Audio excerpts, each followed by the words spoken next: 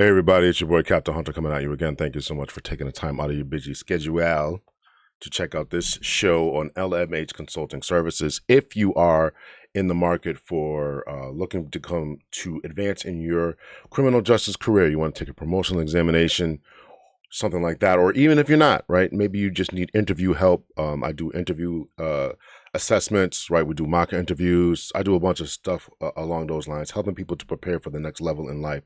Also doing life coaching, specializing in leadership skills, private coaching, personal growth, all that type of stuff, mindfulness training, right? Just advancement, trying to help people become the best versions of yourself. So if you are struggling with any of those types of things, just let me know. Reach out to me and we can get it going. We can get it cracking, right? People are often suffering with mental blocks and limited thinking. I help with all that type of thing. Again, I have a PhD in leadership, so I know a little bit, just a little bit about any of that. So we are going to talk about Miss Mailyn Mosby, attorney. She made a name for herself in the criminal justice world when she took on the Freddie Gray case, when she took over she headed over the Freddie Gray case in Baltimore, Maryland. She was also involved heavily with a lot of different criminal justice reforms. Here's a little bit more about her. They got her, her spouse's name. I didn't know she got divorced. I really, after 18 years, man. Listen, man, I really feel bad about the state of marriage. I really do feel bad about the state of marriage. I looked at her, I didn't know about all these particular legal troubles, but I did know about them, but I wasn't paying that closely of attention because I was kind of finishing up my degree. But yeah, the state of marriage, man. If you're married, if you're successful, it's hard to stay married. If you are successful, it is hard to stay married. I didn't know she got divorced, right? They got her parents' names. They got her descendants. I don't call them children anymore, right? It's descendants. Can you guys see that? I highlighted it there. I don't know if you can see it. I don't know if you can see it there, highlighted there. So, Democratic Party education, Tuskegee, Boston College, high school. So, yeah, it's unfortunate. It's really unfortunate. It's unfortunate. So we're going to take a look at this article that was written by the Washington Post because what caused me to want to do this is because I saw this. This is Roland Martin, right? Hear Our Prayer, a prayer vigil for attorney Mailyn Mosby. So I was like, what the heck is this about?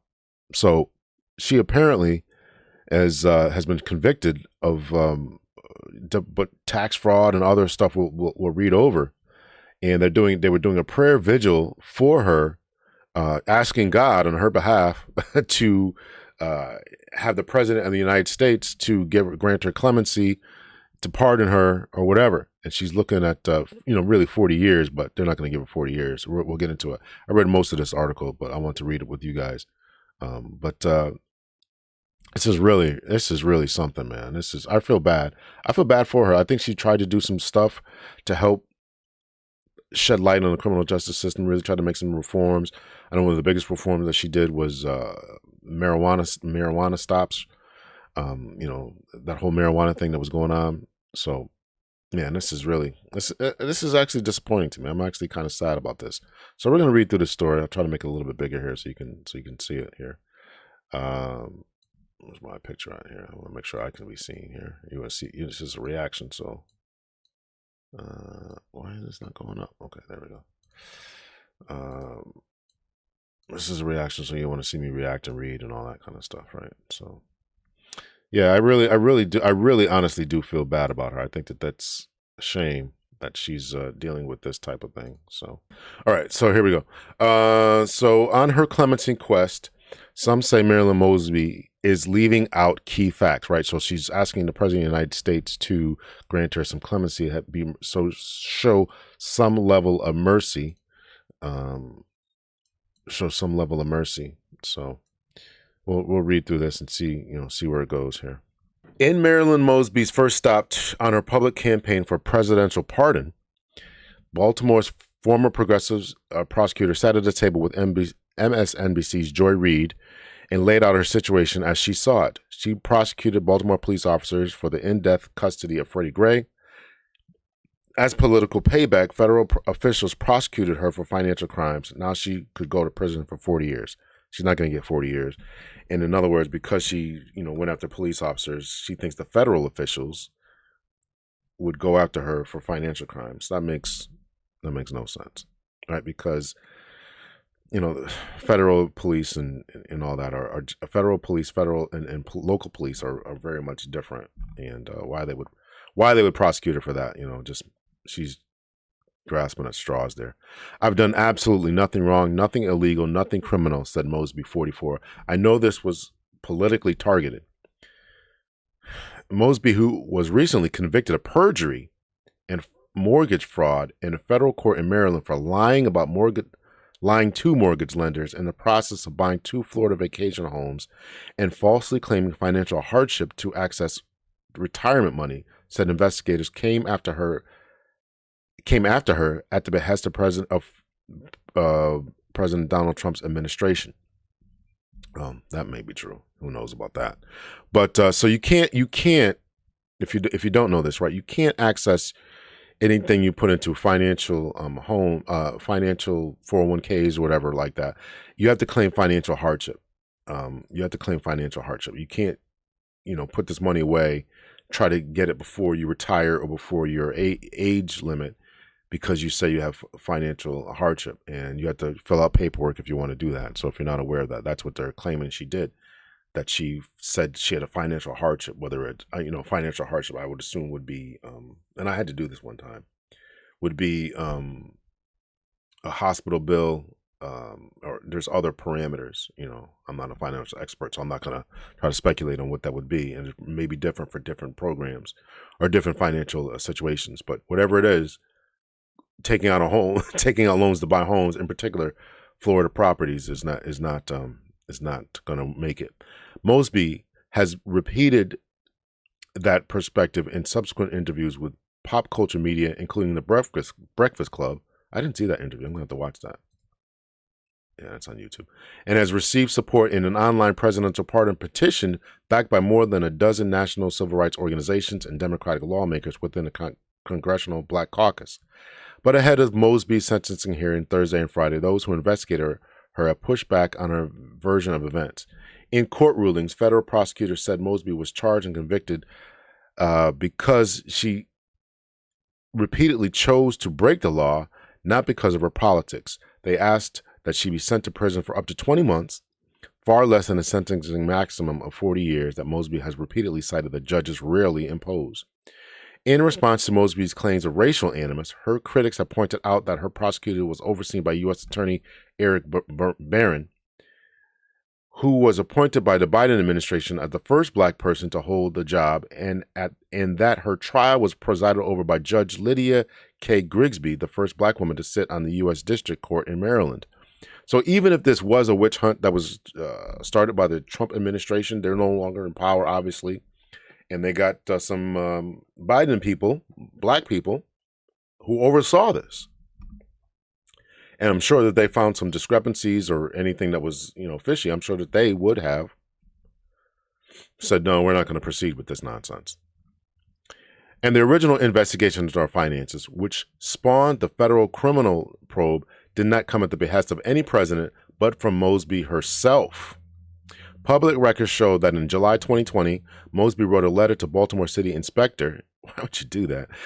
Inspector General Isabel Cumming, asking her to open a full investigation into her travel and financial disclosures to determine if there had been any ethical or legal wrongdoing during her time in elected office.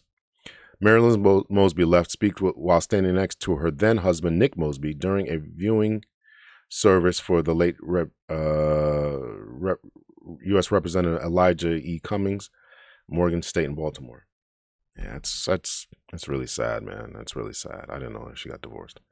Since Mosby had become state's attorney in 2015, her progressive approach to criminal justice and her status as a young and trailblazing Black woman willing to take on police abuse had earned her national praise and disdain.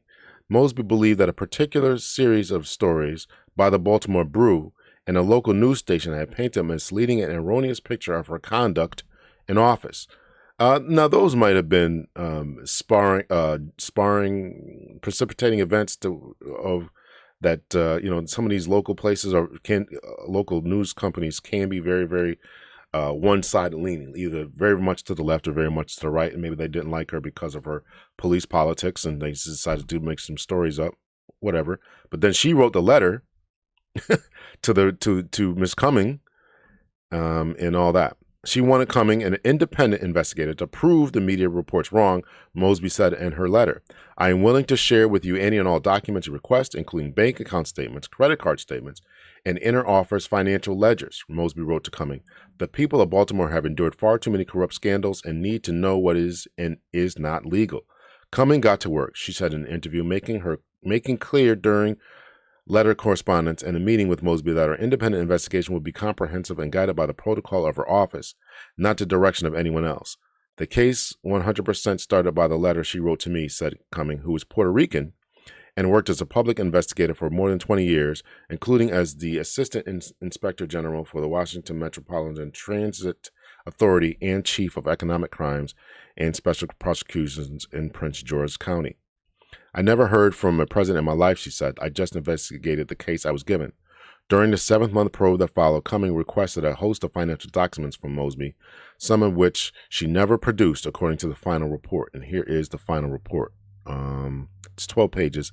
I don't think I'm going to read this, but it is online, so you guys can, I'll probably flip through this. I'll make it a little bit smaller so you can read it here. I don't know if you guys want to pause it and read it and all that. Scope of investigation, methodology, all the things that she did. Mosby's travel. She's got the budgets and all this kind of stuff, right? City Office of Business trips.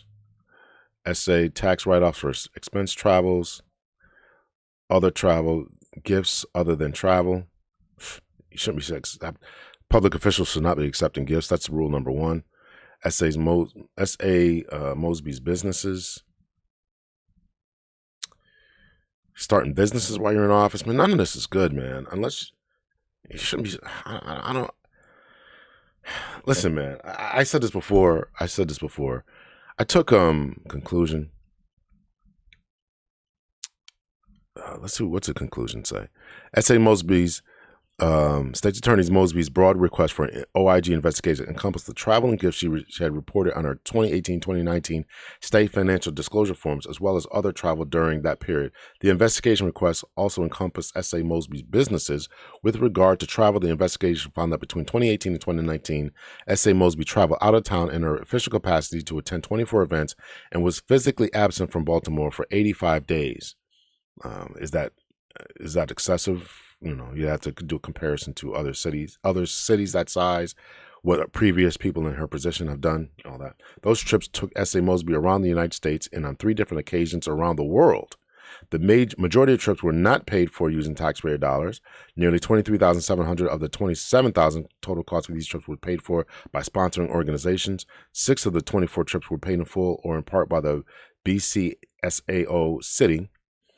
The OIG found discrepancies between the travel reported on S.A. Mosby's state's financial disclosure forms, the travel list sheet provided to the OIG, and the OIG independent verification costs.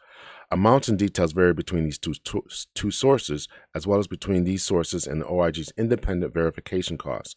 The OIG's independent verification determined that the total cost of S.A. Mosby sponsored trips taken in 2018 and 2019 were $796, less than the amount she reported on her state financial. I think I'm going to send her to jail for okay. I hope that they're not going to send this woman to jail for $700, almost nearly $800. According to the city's AM and internal BSAO policy, when certain travel conditions are met, elected officials must submit travel requests to the BAO for approval. The investigation revealed that at least 15 of the 24 sponsored trips reported to S.A. Mosby met such conditions, but none appeared to have been submitted for the approval. That's a lot. It's, a little bit more than, 60, 65%, something like that. With regard to the gifts other than travel, S.A. Mosby listed a number of gifts on her 2018 and 2019 financial disclosure forms. Many of these listed on the 2018 form do not provide a value. S.A. Mosby's spokesperson publicly stated that any gifts she received in 2018 and 2019 had been donated to the BCSAO Winter Solstice Auction. However, the OIG found no evidence indicating that S.A. Mosby had donated a single gift to any past auctions. Turning to S.A. Mosby's companies, although it appears the companies did not generate any revenue in 2019, they do appear to be active, incurring $7,600 in expenses that year. These expenses include airline tickets and travel for S.A. Mosby and others. Additionally, according to our tax filing, S.A. Mosby reported a business loss of $5,000 and indicated she had materially participated in operation of Mahogany Elite in 2019. Finally, it is not within the purview of the OIG to make a determination as to whether S.A. Mosby fully complied with the state public ethics law, including the state disclosure requirements. The OIG will defer such finding to the Maryland State Ethics Commission. And here's that. So she found that there were some discrepancies, not big amounts, right? $7,000 expenses, $800, nearly $800. So is it nitpicky? Is it true and accurate? Yeah, probably. Is it nitpicky? Yeah. So that's the final report. We went through that a little bit. Make myself a little bigger here. Coming eventually uncovered discrepancies with Mosby's taxes, including suspicious tax deductions and missing tax documents, she wrote in the OIG report released in February 2021. Per office protocol, Cumming referred those findings to the federal officials with purview over potential financial wrongdoing, including the FBI and Internal Revenue Service. In January 2022, Mosby was indicted by a federal grand jury on perjury and mortgage fraud charges. Prosecutors charged her with lying about her finances to withdraw $90,000 from her city retirement account to buy 2 vacation homes in Florida. Mosby falsely claimed she was experiencing financial hardship, prosecutors said, so she could access the money through a CARES Act program designed to help people struggling through the pandemic. Prosecutors then said Mosby failed to disclose her financial liabilities when she obtained a mortgage loan for the vacation properties, an 8-bedroom home just minutes from Disney World, and a beach condo in Longboat Key. She did not reveal that she had unpaid federal taxes, according to the tax documents, or that in March 2020, the IRS had placed a $45,000 lien against all property she and then husband Nick owned. Man, how are you getting liens and stuff, man? How are these people not paying their bills? I mean, I would assume, I don't even know. What is a... Can't find the exact amount, but economic research says the state's attorney's salary in Maryland is average about $150,000. So that's what she was making roughly. It's too bad, man. It's too bad. And she had a husband at the time, right? So I don't know what he did, but the two had in battle with prosecutors. Then failed to disclose her financial liabilities when she obtained a mortgage, $45,000 lien. Even before the indictment became public, Marilyn Mosby and Nick Mosby, who had been elected Baltimore City Council president, questioned the ethics of the federal investigation, accusing 2 federal prosecutors on her case of misconduct. So he's a Baltimore City Council president. They can't make any money. That's not making any money. The 2 had battled over Mosby's tensions over their offices, and one had donated money to the political campaign of Mosby's opponent in the race for state's attorney, right? That's political stuff, man. People running for office and they're prosecuting people, but they got connections and ties. This creates this mess. So this could be, this could be buffering her case that there's improprieties, even though there's different people in office and all that, man. It really ought to be people who have no connection to this case, to any case at all. After Barron took over for the U.S. Attorney's Office, one of the attorneys who was demoted and removed from the case, which went before 2 juries in the 2 criminal trials in November and January. One for the perjury charges and the other for the mortgage fraud allegations. Mosby requested her trial be moved outside Baltimore to seek an impartial jury and to have separate proceedings. The judge granted both. In the first trial, Mosby did not testify, and the jury found her guilty in both perjury charges. She opted to testify in the second trial, telling jurors she wanted them to hear my truth. We don't want to hear your truth. We want to hear the truth. In the second trial, the jury acquitted Mosby of mortgage fraud related to her purchase of the property near Disney, but it convicted her of making false statement to a mortgage lender to buy the Longboat Key condo. Mosby's federal public defender declined to comment for the story, but filed court documents in early May asking the judge to sentence Mosby to probation. They argued that she had already been punished enough. The impact on her life and future due to this prosecution is profound. Her attorney said in the court documents, imposing incarceration on Marilyn Mosby is gratuitous. But by then, Mosby had begun her media blitz. That media blitz is not going to help. They're going to throw the book at you now. You try to, oh man. Supporters of Mosby, including the NAACP, Congressional Black Caucus, and other civil rights organizations, have mirrored Mosby's arguments that she was politically targeted for a trumped-up crime that involved withdrawing and spending her own retirement funds. You signed the paperwork, and I did it too. I'm saying this because I know, because I wanted to take money out to do some stuff, and they said no, you can't take it out for these reasons. You sign the money, and you're gonna lie if you sign the paper. If you're gonna lie about it, it is what it is. In a news release in early May, NAACP President and CEO Derek Johnson said Black Americans have faced wrongful prosecutions at the hands of those who seek to promote injustice, and that the only thing Marilyn Mosby is guilty of is the desire to provide her family with a better life by lying to buy vacation home, not to put her family in a house, but vacation homes. An online pardon campaign led by Native Land Pod had garnered 68,565 signatures as of Wednesday afternoon.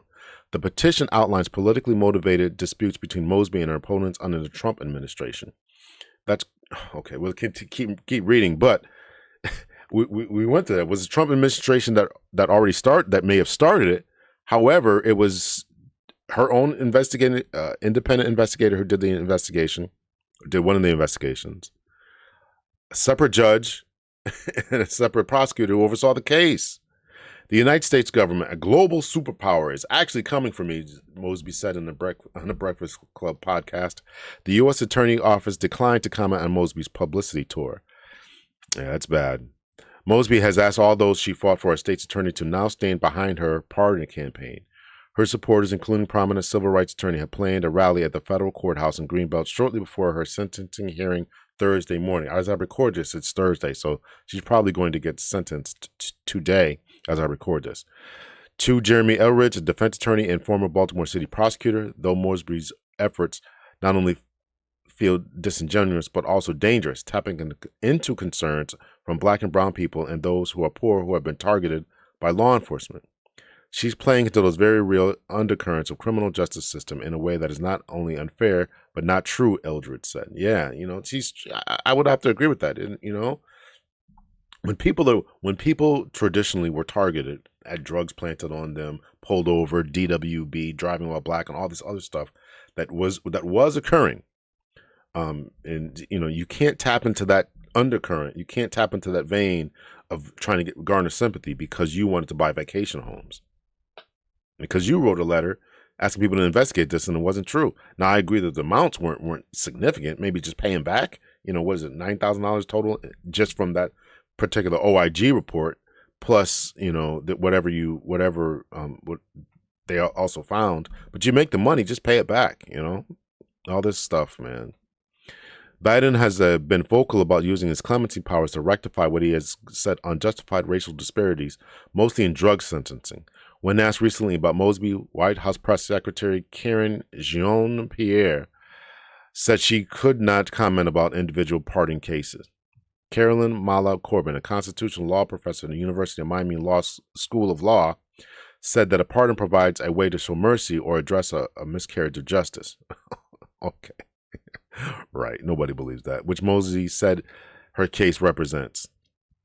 Procedurally, in most cases, people apply to the Office of the Pardon Attorney in the Justice Department, which evaluates applications and makes a recommendation, Corbin said. The Justice Department did not immediately respond to the court request for comment about whether Mosby had applied. But Corbin said in a But Corbin said even a successful pardon has limits. It erases the punishment, Corbin said, but not the guilt. Let's see what the comments say.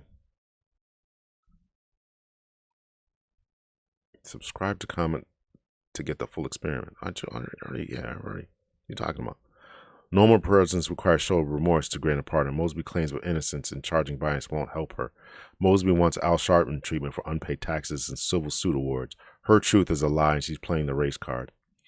Sure, why not? A black female basketball player got caught smuggling drugs into Russia, and Sleepy Biden moves heaven and earth to get her released. Russia gets a major arms dealer in return. Yeah, that was crazy. Now Mosby, who caused the major increase in Baltimore City homicides, prosecuting innocent cops, commits multiple felonies, buying vacation homes, and lying about it. Wants a pardon. Be wise, she's black. Be wise, she's black. I guess that's supposed to be because she's black. Any doubt Biden will let this criminal go free?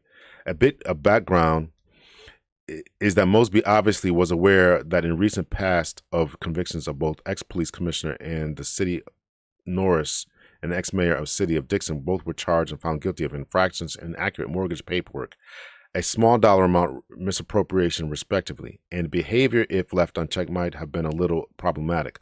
Norris and Dixon, I believe, were good administrators who just got too clever for their own good, and their convictions were fair and sentencing were harsh. My far-stretching guess is that public office in Baltimore City and city-funded state jobs have a tremendous benefit to minority residents of the city, in which they're still very poor residents, and that is vital in both preventative maintenance and acknowledgement of the poverty that public officials need to draw on. In other jurisdictions, these types of financial improprieties may not have been handled with severity, but I think Baltimore has handled these issues But I think Baltimore has handled these issues appropriately. Well, given that the surrounding towns, I guess, have it's had this type of thing. Listen, you can't let this stuff go unchecked. Black, white, male, female, right? You can't let government corruption go. Yeah, you can't let that stuff go. So, let me know your thoughts and your opinions. I am going to check out the video from the Breakfast Club. And we're going to check that out and see how that goes. Let me know your thoughts, your opinion. Should she get prison? Should she be remorseful? Should she have done? Gosh, should she have done this? Should she have done this media blitz tour that she's doing? I think that's. Listen. If I'm in charge, if I'm, and you do this to try to say you're being railroaded and all this other type of foolishness, we're throwing a book at you. We're going to give you the full 20 months. We're going to give you the full 20 months. Government start attacking you, and for what reason? So when I became the state's attorney, I was the youngest chief prosecutor of any major American city in the country. Mm-hmm. I won at the age of 34. And then I beat an incumbent that outraised me 4-1 by double-digit percentage points. And so 5 months into my first term, unfortunately, a young black man by the name of Freddie Carlos Gray Jr. was killed in the custody of police when he was unconstitutionally arrested, placed into a metal wagon, head first, feet shackled, and handcuffed. Mm-hmm. And his pleas for medical attention were ignored. I followed the facts with the law. I wouldn't do anything differently, but I charged those police officers. And at that time, I was one of the first prosecutors in the country to attempt to hold police officers accountable for the death of a black man. Mm-hmm. And so that wasn't happening in this country. And so it immediately came with a great deal of backlash. I got hate mail and death threats, mm-hmm. people describing how my now ex-husband would come out of our house and he would be killed and how no police officers would respond. Mm-hmm. It was a lot. This is pre-Trump. This mm-hmm. is, I had the social media was off the chain. This is before you get used to it now, but I had a Red Nation Rising, mm-hmm. Where they were sending me all kinds of hate mail, and it was insane. But that's when they started to come for my law license. They were trying to, do whatever they could to break me. Mm-hmm. And what we learned out of that case, those officers were acquitted. And in my opinion, the police department sabotaged the case, but we learned our lessons. So in 2016, when I dismissed it, we put out a slate of police accountability reform proposals that were subsequently adopted nationally after George Floyd. You can go on record and you can see those same sort of proposals.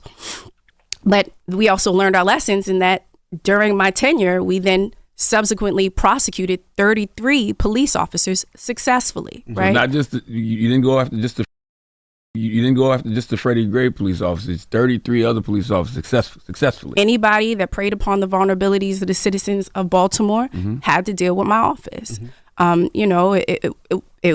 There was a gun trace task force. This was one of the largest police corruption scandals in the history of the country, where for decades you had officers planting guns and drugs on citizens.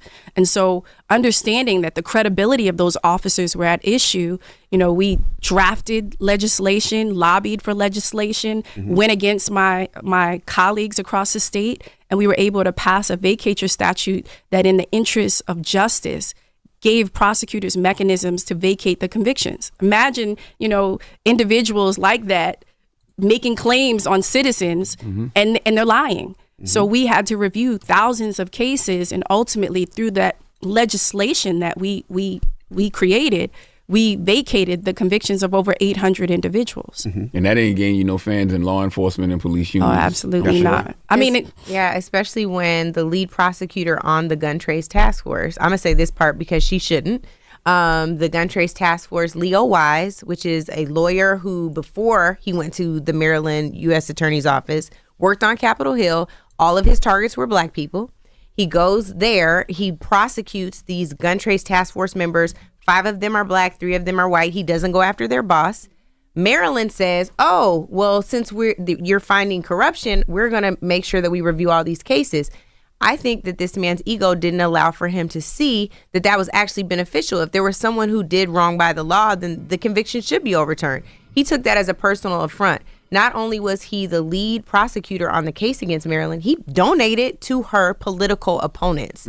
That in and of itself should be a material conflict that got him removed from the cases against her. So they went after her. They were looking for things over and over again. Donald Trump said that he was going to go after the protesters during the George Floyd unrest in this country, and targeted Baltimore as one of them. That's not the first time he name-checked Maryland. 2 months after, they wrote an op-ed saying, if you come to our cities, if you send the feds to our cities, we're going to prosecute the feds. Another bold move by her. 2 months after that, she was under federal investigation. That's not by accident. That's not happenstance. Now, before we get to the case, right, what other things were they doing to you that you started to notice? Like, when did you realize, like, okay, they on my ass? So, I mean, I understood and recognized that, challenging the status quo wasn't just my, attempts to balance the scales of justice when it comes to holding police officers accountable. There were a great deal of other reforms that we put into place. You guys covered it at one point. We stopped prosecuting low-level marijuana possession cases, right, in the city of Baltimore before it was legalized, because there was an expectation that, that the guys in certain neighborhoods, they could get the substance use, and unfortunately, we wanted to criminalize black folks, even after we did decriminalize 10 grams or less in marijuana, and the police were responsible for issuing citations. 95% of the citations that they were issued to one out of 9 police districts. That district that they were issuing the citations happened to be 95% black and disproportionately impoverished, right? And so when we look at that fact that there's no disparate use among white and black people when it comes to mere possession of marijuana in America, if you're a white person, a black person, you're 4 times more likely to be arrested for mere possession of marijuana. However, in the city of Baltimore, you were 6 times more likely. And what I said is, I'm never going to be complicit in discriminatory enforcement of laws against poor black and brown people. So my colleagues would call me morons. They were constantly attacking me. And this was nothing new, because people are always going to be resistant to change. I understood. So I'm not going to play too much more of this. I think it's probably pretty good. You got to make that connection. You got to make that connection as to why they would care about that. Is it hurting their pockets, their bottom line in the city. Some cases it could be yes. Some cases it could be yes, right? The whole prison industrial complex conversation. But she's trying to make this connection that they went out, that they targeted her for these different types of phenomenon. And as we read in the Washington Post article, she wrote the letter asking for the inquiries. So we're going to play a little bit more of this, and then we'll call it. That I recognize that. I started the first conviction integrity unit in the entire state of Maryland, where we did reinvestigations into claims of actual innocence. And under my tenure, we exonerated 13 innocent Black men who collectively served 300 years in prison for crimes they didn't commit. I started a sentencing review unit where we released and modified the sentence of over 60 individuals that are juvenile lifers in the elderly prison population. And so when you're going against the status quo and you're attempting to reduce the jail population and in a system that has disproportionately impacted and has based their business model off the backs of Black and brown people, I knew people were going to come for me.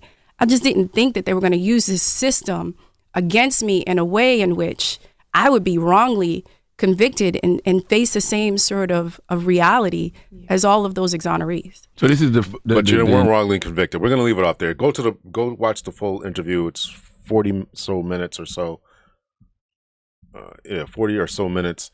Go watch the full interview. You weren't wrongly convicted. Now, listen, it may be true that maybe they wanted to target you because, I certainly can admit that if there is a collective system of, deeply entrenched financial interests in making sure the police officers have jobs, that the prisons are filled, all the different other things that come along with that, right? People have stocks in prison, stocks in food companies, stocks in making sure that all these different things that facilitate and all that. I certainly can admit that. Certainly, you got to make those different types of connections to know that those people and or their friends or cronies have those types of situations going on. But again, you weren't wrongly convicted. So we'll leave it off right there. Much love and peace, everyone. Thank you so much for taking the time out of your busy schedule to check out this episode. If you made it this far, please make sure that you hit that like button. And give me a subscription. Let's get the conversation going in the comments. Let me know your thoughts, your opinions. Should she go to prison? Should they have overlooked this? Was this one big witch hunt? What's up with that? What's up with all this?